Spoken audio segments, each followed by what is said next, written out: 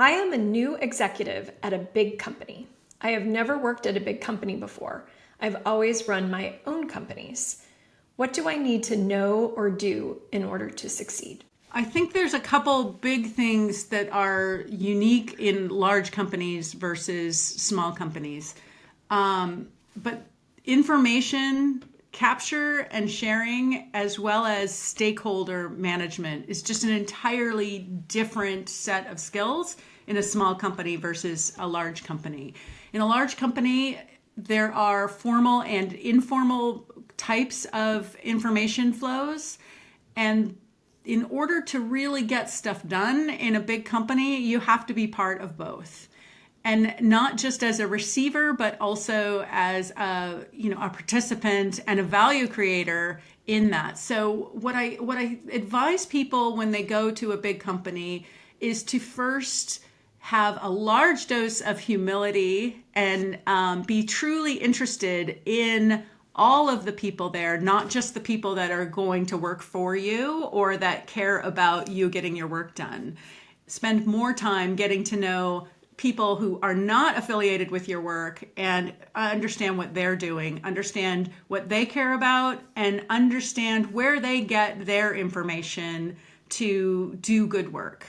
This will give you a lot of clues into the unwritten power structures. It will give you a lot of clues into how information flows, and it will hopefully set you up for building the kind of foundational relationships you need to be able to get stuff done in a big company, which does often require more influence skills versus just your own capabilities. What I would say is that if you're running your own company or you're part of a small company, obviously relationships are super important, but they're all kind of external, right? Your customers, your clients, your stakeholders, board members. So relationships are really important when you are part of a small company. But they're also really important as a big company. It's just that more of those relationships are inside the company than outside the company, right? So of course, customers matter a ton, your stakeholders, your influencers, etc.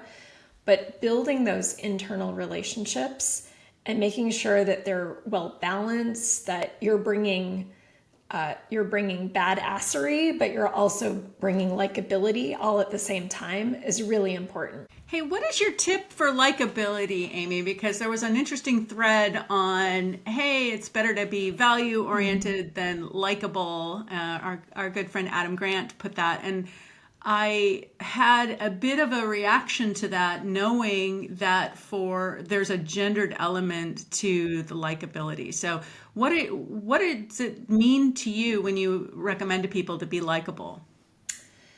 Yeah, that's a really good point, Meg.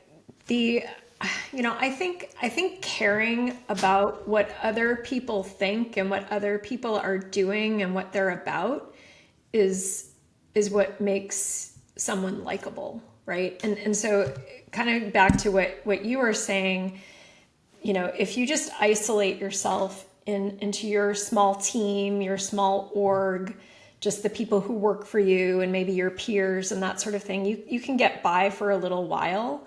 But if you're not out there interested and caring about, the broader landscape of the company, your executive peers way over here and their subordinates and counterparts and so on, then you are going to be seen as really only in it for yourself, and that starts to leak over into values, right? So you can project through likability, through caring about others, through caring about what people do. You can project your values of, I'm actually about the overall business and not just about myself.